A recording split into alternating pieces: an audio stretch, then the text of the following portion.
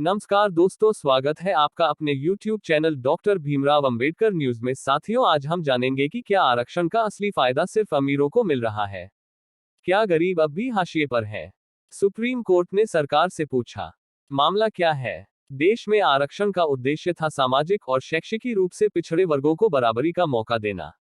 लेकिन अब आरोप है कि SC ST और OBC में जो आर्थिक रूप से मजबूत हैं, वे ही इसका फायदा उठा रहे हैं, जबकि गरीब परिवार पीछे रह जा रहे हैं।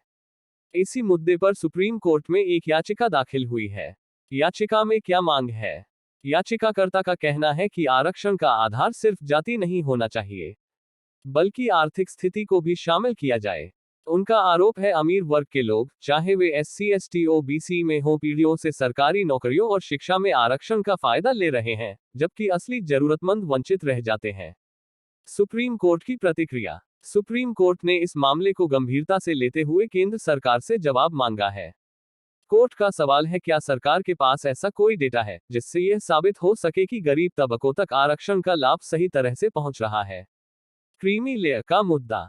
OBC कैटेगरी में पहले से ही क्रीमी लेयर की व्यवस्था है, यानी जिनकी आय तय सीमा से ऊपर है, वे आरक्षण के हकदार नहीं।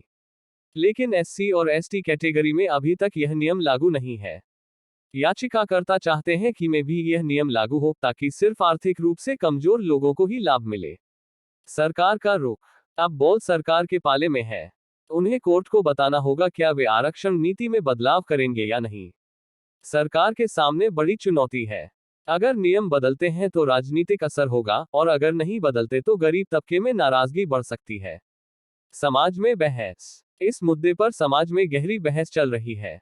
कुछ लोग कहते हैं आरक्षण का मकसद सामाजिक बराबरी है, आर्थिक आधार नहीं।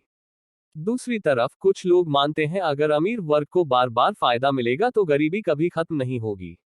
दोनों पक्षों के अपने अपने तर्क हैं, लेकिन असली सवाल यह है, न्याय किसको मिलेगा? आगे क्या हो सकता है? अगर कोर्ट सरकार को आर्थिक आधार पर आरक्षण लागू करने का आदेश देती है, तो देश की पूरी आरक्षण प्रणाली बदल सकती है।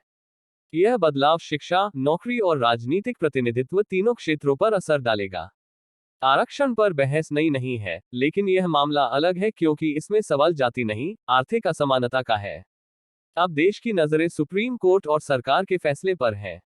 आपकी राय क्या है? क्या आरक्षण में आर्थिक आधार जरूरी है? कमेंट में बताएं और इस खबर को शेयर करें। सब्सक्राइब करें सच जानने के लिए।